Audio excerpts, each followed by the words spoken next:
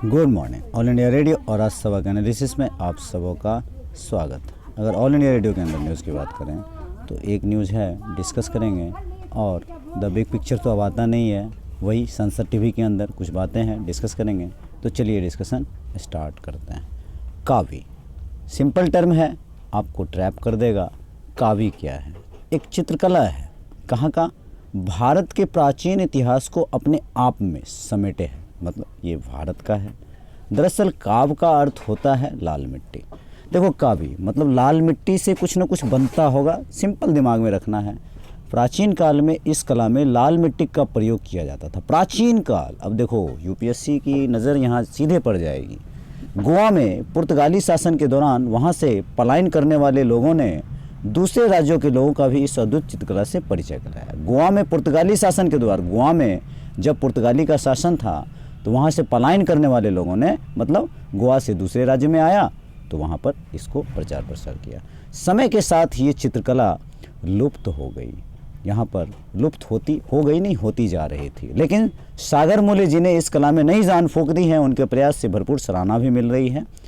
तो आपको मेन क्या ध्यान रखना है, कावी चित्रकला कहाँ की चित्रकला है, किससे बनती है। मान लो किससे बनती है, ये पूछ लेगा।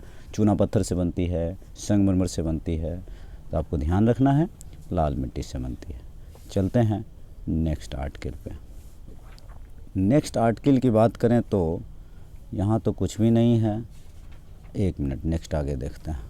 हाँ, पत्तों से कमाई। अब देखो भला, लीफ जो पत्ते होते हैं, पेड़ के पत्ते, उससे क्या कमाई होती है। देखो यहाँ पर ये सब चीज़ें देख रहे हो, पत्ते जिस तरह से आते हैं, जानवर वगैरह। यहाँ पर मल्टी लेयर फार्मिंग की बात कही जा रही है। ये मल्टी लेयर फार्मिंग होता क्या है? देखो, एक ही खेत में एक ही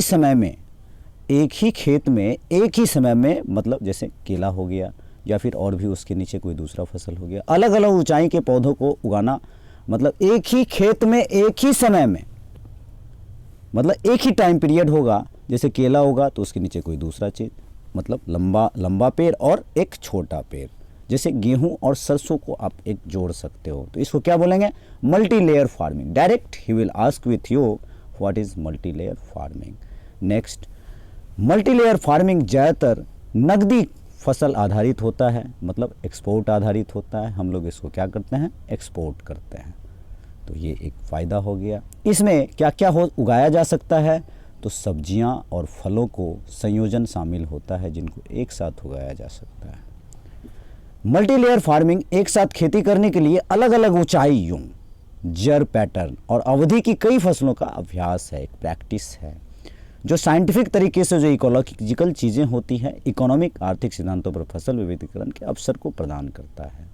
नेक्स्ट बात की जाए तो दीर्घकालिक परिप्रेक्ष्य में कृषि संसाधनों और पर्यावरण की स्थिरता। देखो, एग्रीकल्चर, और यहाँ पर क्या बोल रहा है, जो हमारा प्राकृतिक कृषि एग्रीकल्चर का संसाधन है, जो रिसोर्स है, इन्वायरमेंट है, उसको एक स्टेबिलिटी प्रदान करता है।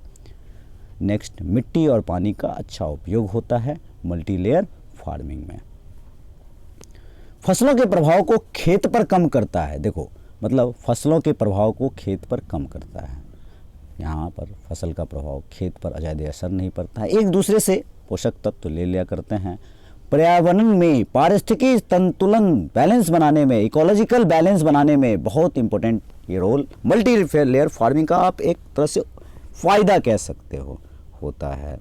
मिट्टी से पानी के वाष्पीकरण को रोकता है। अब देखो, यहाँ पे केला का पेड़ लगा हुआ है, बनाना का पेड़ लगा हुआ है, यहाँ पे कोई छोटा लगा हुआ है, तो मिट्टी से पानी के वाष्पीकरण, यहाँ जो मिट्टी है इस जगह पे ये मिट्टी होगा, ये मिट्टी हो गया, तो इस मिट्टी में जो वेपराइजेशन होगा उसको रोकता है और प्रभावित रूप से 70% पानी की बचत करता है। तो जब पानी की बात करेंगे तो आपको ध्यान रखना है कि पानी बचाने का एक ये भी मल्टी लेयर फार्मिंग एक टेक्निक है।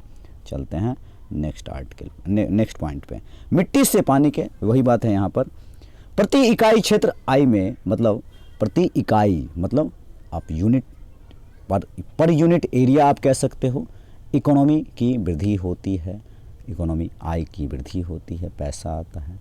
फसल उपज हानि के जोखिम को कम करता है। मतलब अगर मान लो एक केले में, बनाना में कोई बीमारी आ गई, डिजीज आ गई, तो दूसरा फसल तो हो जाएगा, तो जोखिम को कम करता है।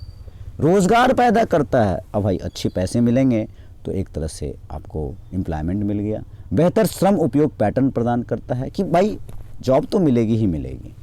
उच्च तीव्रता वाली वर्षा, अब देखो उच्च तीव्रता वाली वर्षा, हाई इंटेंसिटी वाली रेन होनी चाहिए। मिट्टी के कटाव और भूस्खलन जैसे खतरों को प्रभाव को कम करता है। मिट्टी का, अब देखो एक पेड़ यहाँ हो गया एक पेड़ यहाँ हो गया, तो वर्षा तो ज़्यादा चाहिए, चलो ठीक है मान लिया। मिट्टी के कटाव को रोकेगा क्योंकि जड़ इसका बांध के रखेगा, इसका भी जड़ बांध के रखेगा। और भूस्खलन, जो धरती का स्खलन हो जाता है उसको भी रोकेगा। चलते हैं नेक्स्ट आर्टिकल पे। देखो हिमाचल प्रदेश विधानसभा की बात कर रहे हैं, तो यहाँ पर क्या है, all India presiding officers conference हो रहा है। अब यहाँ पर एक टर्म ध्यान देने वाली बात है, 100 ईयर्स, मतलब 1921 में ये all India presiding officers conference होता है। हमारे ओम बिरला जी हैं, किसके, लोकसभा के स्पीकर हैं, यही चेयर करते हैं और हिमाचल प्रदेश से ये स्टार्ट हुआ था।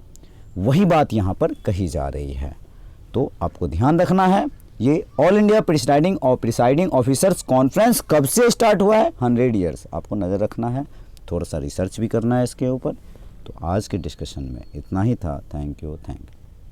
बगला इतने सा बगला।